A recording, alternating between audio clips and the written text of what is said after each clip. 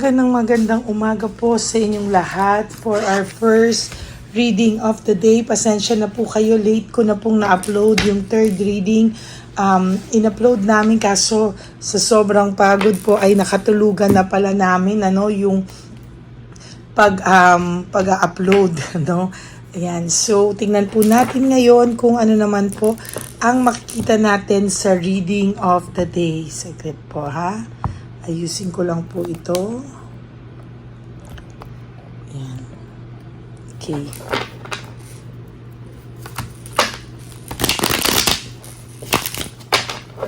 Pili po tayo ng 10.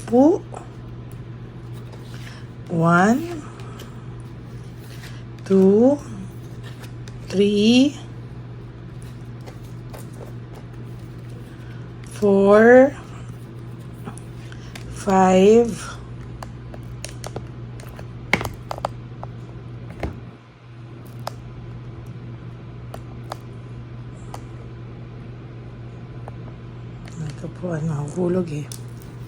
6, 7, 8, 9, and 10.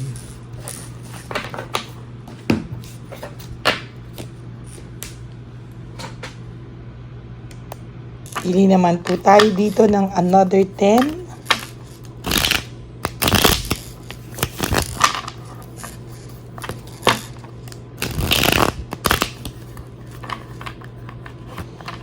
Kamusta po ang araw nyo? I hope na kayo po ay nasa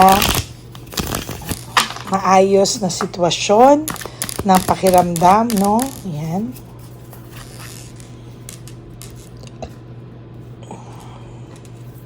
One, 2, 3, 4, 5, 6, 7, 8, 9, and 10.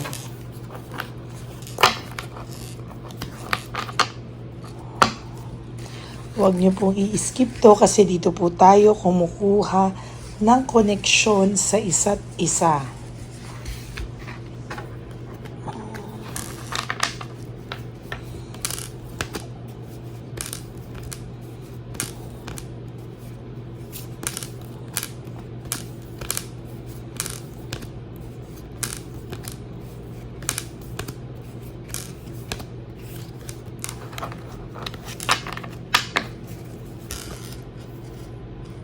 Naiisip niya po right at this very moment yung inyong pinagsamahan, yung inyong connection at inyong partnership, no?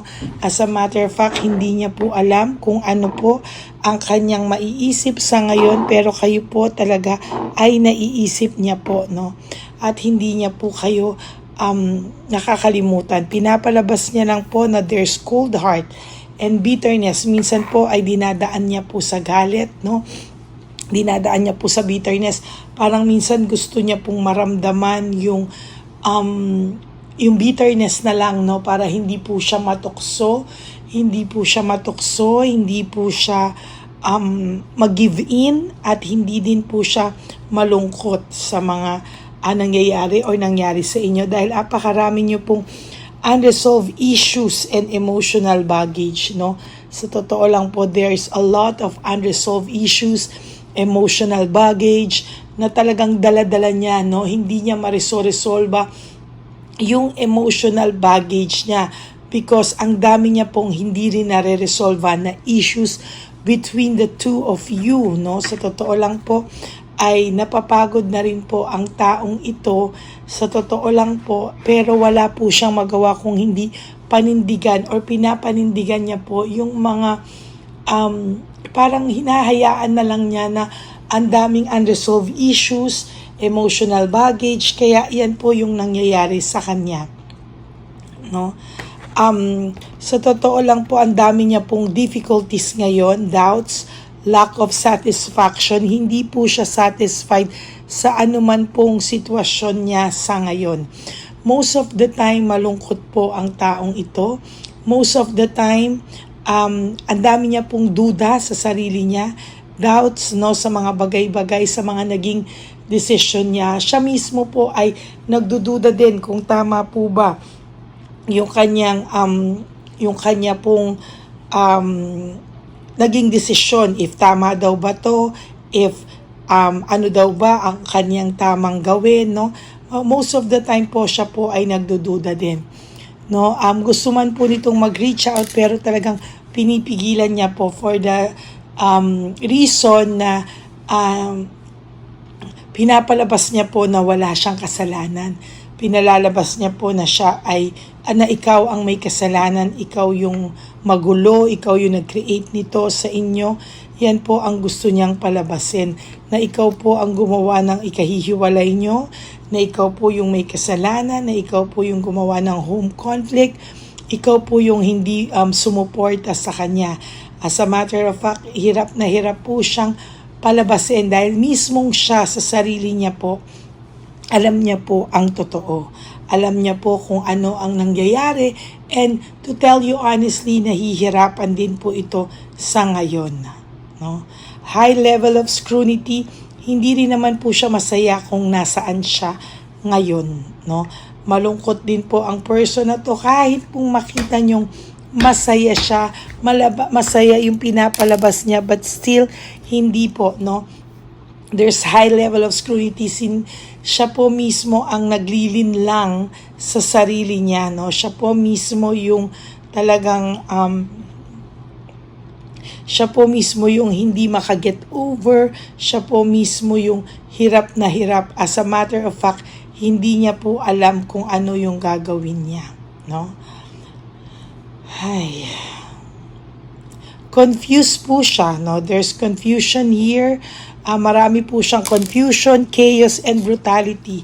Meron pong nangyayari sa kanila ng third party na medyo brutal, no? Maybe nagkakasakitan din po physically, mentally, emotionally, financially, lahat, no? Etong dalawang ito, no, na hindi niya lang din po masabi sa iyo. Kaya hindi ka rin po nito mabitawan sa isipan niya, sa puso niya. Kahit po sabihin niya, no, nakukumpara niya po kayo, no? Because ikaw, kung gaano mo siya sinuportahan, ngayon lack of support siya dun sa partner niya ngayon. And as a matter of fact, hindi niya po ito maayos-ayos, no?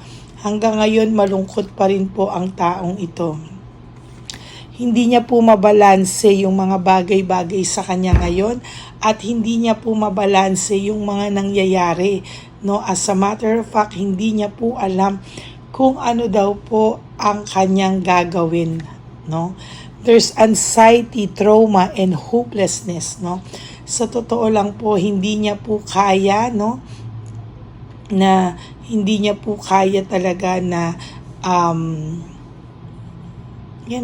hindi niya po talaga kaya na hindi sabihin sa'yo, sarilinin, pero kinakaya niya po. Yun po yung nagpapabigat sa kanyang kalooban, ano?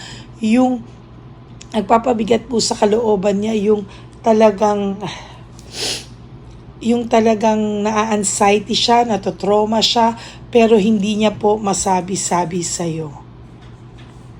There's work without result, no? Kahit ano po ang gawin nito, wala po akong nakikita dito na work without result, meaning wala pong nangyayari. Kahit ano po ang gawin niya sa buhay niya ngayon, ay wala po akong nakikitang successful siya, no? Simula po nung iwanan kanya, leaving behind, moving away, moving on, umalis po siya sa'yo. Yan po yung nakikita ko so far, no? Nakikita ko po talaga sa kanya na medyo hirap din po siya, no? Nilalabanan niya lang po, and totally hirap din po siya. As a matter of fact, hindi niya po alam ang gagawin niya. Freedom and self-acceptance, no? Hinahanap niya po yung sarili niya hanggang ngayon, no? Yung freedom po niya ngayon ay nagsisilbing time niya to explore things, bagay-bagay. Nagkaroon po ito ng sawa factor. Kaya ang pakiramdam niya po, no, freedom yung makakapag-release sa kanya sa sadness na nararamdaman niya, no? Hindi po, nagkamali po siya. Ang kailangan niya po sana ay self-acceptance. Yung tanggapin niya yung sarili niya, and from there, learned how to survive, learn how to make things better, no? Pero sa kanya po kasi, iba po, akala niya po ikaw yung nagpapabigat sa kanya, ikaw yung nagsawa na siya. Hindi niya po alam na aburido lang po siya sa sarili niyang buhay kasi pakiramdam niya, meron po siyang nararamdaman na hindi niya po maipaliwanag, no? Nakikibalita po ito most of the time or nag-i-stalk po ito or basta hindi po ito makakatagal nang wala rin naman siyang balita sa'yo, no? Nasaktan ka po talaga niya. There's heartbreak, suffering, and grief. Talagang sakita ko talagang totally nakasakit po ito at nasaktan ka po nito talaga ng sobra. Ina-avoid niya lang po yung makita mo yung conflict sa buhay niya ngayon. Ina-avoid niya lang po makita lahat-lahat sa ngayon. Pero totally po, no, hirap po siya. There's a lot of nangyayari sa kanya na very disorganized siya, very overwhelmed siya, nawalan po siya ng balanse sa buhay niya.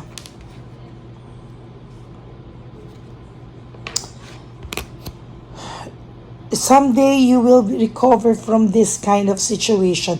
Magkakaroon ka ng clarity, improvement. You just have to be aware, no, kung ano ba ang nangyayari. Kailangan mawala ka po sa stage ng denial, no? Kailangan pong harapin mo na this time, no? Kasi ang dami na pong signs, red flags sa'yo, pero hindi mo po ito pinapansin, ano? Sometimes nagiging marupok ka pa rin daw po, kaya ganyan, ano? Siya yung gumawa ng ikakasira nyo, broken family, shattered dreams, broken relationships, pero ang nangyayari po kasi is napapaikot ka pa rin po. There's weakness and manipulation here, no? Yan po yung nakikita ko, and most of the time yan po yung nagiging cause ng lungkot mo rin, yung manipulation, yung minamanipulate ka po niya, namamanipulate ka po niya, pero totoo lang po, ikaw din po ang nagtotolerate. When you choose yourself, hindi na po niya magagawa yan because you have to love yourself first. You have to prioritize and focus on yourself. Tama na po yung pagtotolerate mo sa ganitong klaseng relationship. You need to move on from this kind of relationship for him or her to realize your worth. Kasi hanggang hindi mo po nare-realize yung value mo, yung worth mo, at tinotolerate mo to, nakikita niyang napakabilis lang bumalik sa'yo, na habol ka pa rin sa kanya, I swear, hindi niya po marirealize yan at talagang gagawin niya lang po sa'yo yung ganyang klase, no? And ikaw din po yung mahihirapan for whatever reason, maiisip mo po na hindi mo siya kayang mawala, pero in the process, sarili mo na po ang nawawala, no? Kaya po minsan hindi mo maiiwasan ang baba ng tingin sa'yo, ang liit ng tingin sa'yo. So you have to change this perception, ano? Kailangan makita niya na right now, ikaw na yung nag-aalaga sa sarili mo. Kaya kong alagaan yung sarili ko, di ba? Yung may kanta nga na, pagka hindi ko kailangan bigyan mo ako ng bulaklak, I can buy myself own flowers. Diba? Para kaya ko ilibre yung sarili ko sa movies, yung mga ganyan. You have to be independent again. You have to be yourself again. You have to focus and love yourself more than anything. Para yung mga tao po na darating sa buhay mo ay makikita nila kung paano ka dapat mahalin at itrato. No? So yan po ang ating first reading of the day. No? Kailangan mo na rin po piliin ang sarili mo para bumalik po sa kanila yung yung dapat bumalik sa kanya, no? Kailangan mo pong maging matatag and always choose yourself. Okay? So yan po ang ating first reading of the day. For those of you po who would like to have a private reading with me, you can message me po at Lady Lee Elena. That's Ladyly Elena. Nasa dulo po yan ng ating video. Diyan nyo lang po ako mako-contact. That's my only official and legit FB account. Okay? Pwede nyo po kayong magpa-private reading or magpaalaga. Kahit ano po ang gusto nyo, pwede po. Okay? So maraming salamat po sa inyong lahat. And please, no skipping of ads. Tulong nyo na po yan sa ating channel. And for those of you who wants to give me a super thanks for this video, I would really love and enjoy that. Be grateful for that. Marami po tayong mapapasaya na I would really love and appreciate that, not enjoy po. Ano? Marami pong mag-e-enjoy na mga street elderly natin because we will now prepare for our One Love a Day Christmas edition. No? Yan. So, maraming salamat po. And God bless you all. No? Sana po ay maging masaya po kayong lahat sa araw na ito at tayo po ay magdadasal para sa inyo na mapili nyo na po ang sarili nyo this time. And sa aking pong ever loyal and solid Lady Elena friends, family and subscribers, I love you all from the bottom of my heart. Mahal na mahal ko po kayong lahat and I hope na maging masaya na rin po kayo at talagang pipray ko po kayo. Lagi nyo pong tandaan na life is too short. Don't make it shorter by stressing yourself from all the pains and the heartaches na binigay sa iyo ng kahapon. No? Just surrender everything to the divine universe and just let go and let God write your life and love story. I will be back po for another set of reading. Huwag po kayong malulungkot, no? Babalik po ako. I hope napanood nyo na po yung third reading kahapon.